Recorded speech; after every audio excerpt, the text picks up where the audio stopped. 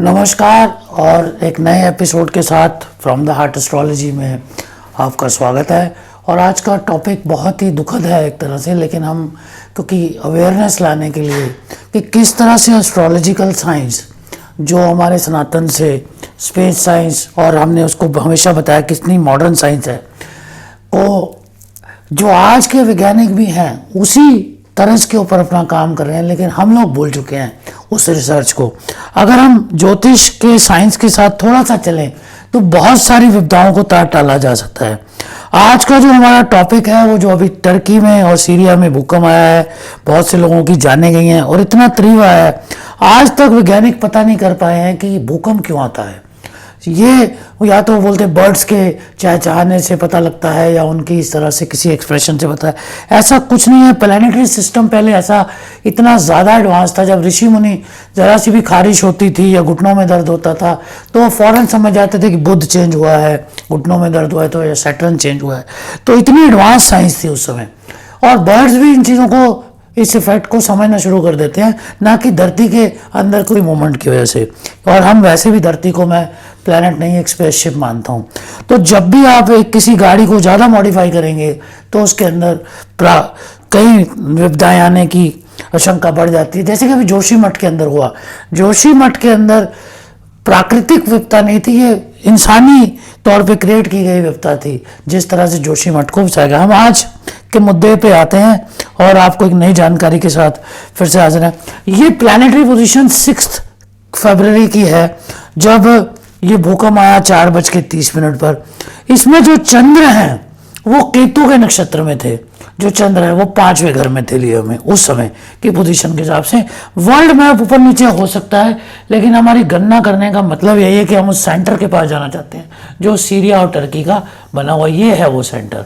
देखिए राहु यहीं पर मौजूद है और धीरे धीरे जुपिटर जो है रेवती नक्षत्र के अंदर, बुध जो कि बुध खुद भी अपना नक्षत्र चेंज करने वाले हैं, इस समय वो जब यहाँ पर थे तो वो सूर्य के नक्षत्र में थे, और सूर्य जो है इस समय मंगल के नक्षत्र में थे, और मंगल जो है अपने नक्षत्र में प्रवेश कर रहे हैं इस तरह से धीरे धीरे आके, यानी कि वो भी इस एस्पेक्ट को कवर करते हुए जा रहे हैं। मेन बात यह है राहु केतु के नक्षत्र की तरफ बढ़ रहे हैं, और केतु जो है ऑलरेडी राहु के नक्षत्र में है।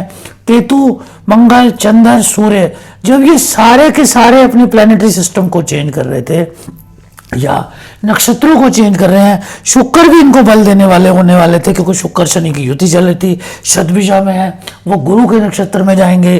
तो ये सब एक दूसरे को जब बल देते हैं तो बहुत सारी प्लानिटरी मूवमेंट्स होती हैं। जब बहुत सारी प्लानिटरी मूवमेंट्स होती हैं तो मैग्नेटिक मूवमेंट जो है धरती के ऊपर इफेक्ट करती हैं।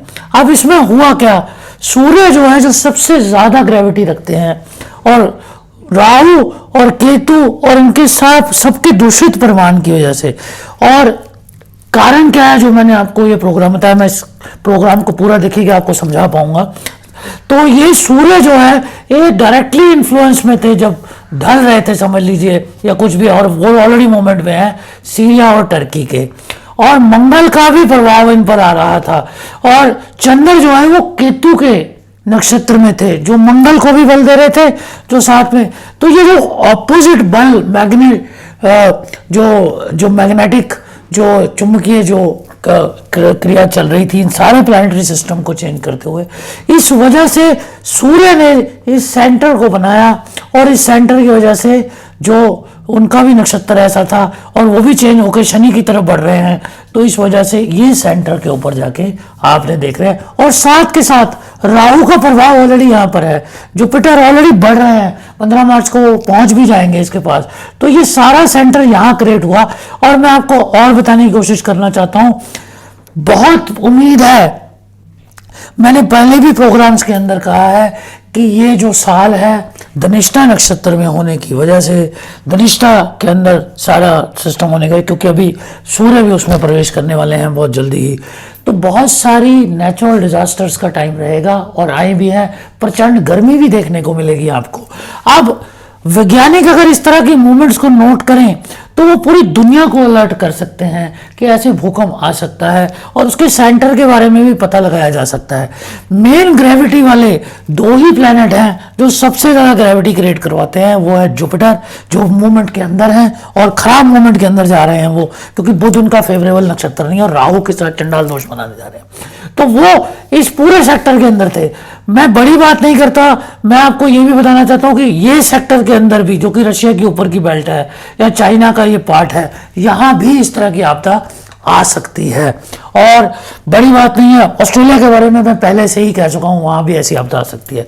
तो जब भी इतनी बड़ी मैग्नेटिक मूवमेंट्स होंगी तो उसका एक सेंटर भी क्रिएट होगा। और साइंस अगर इस काम पे काम करे और थोड़ा सा ज्योतिष विज्ञान के हिसाब से, एस्ट्रोलॉजी साइंस के हिसाब से प्लैनेटरी पोजीशंस को देखे, उनके रेट्रोग्रेड पोजीशंस को देखे, उनके नक्षत्रों के चेंजेस को देखे, तो ऐसी बहुत सारी विविधाओं से दूर किया जा सकता है, पाया जा सकता है। इसी तरह की घटना 25 सितंबर 1993 को भी हुई थी, उस समय भी ऐसी ही घटना थी। इसी तरह की घटना 1093 में भी हुई थी, और इसी तरह के 5 और भूकंप जो आए हैं, हमने रिसर्च करने के बाद ही ये प्रोग्राम बनाया। उस समय भी इसी तरह से प्लैनेटरी चेंजेस हुई, इसी तरह से नक्षत्र चेंजेस हुई, इसी तरह से सारे जितनी भी मैग्नेटिक पावर इतनी ज़्यादा बढ़ गई।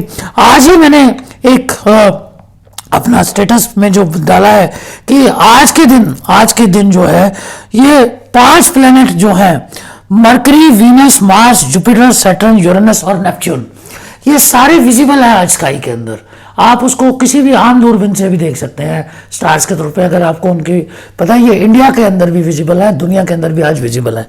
यानी कि जब ये सारे स्टार्स विजिबल होते हैं तो ये बहुत ही बड़ी एक मैग्नेटिक पावर को क्रिएट करते हैं, जिसका असर धरती पर होता है। और लेकिन किस सेंटर पे होने वाला है या किस होने वाला है, इतना मैं सटीक से आपको नहीं बता, लेकिन फिर भी आइडिया दिया जा सकता है जिस तरह मैंने अभी आपको दिया है।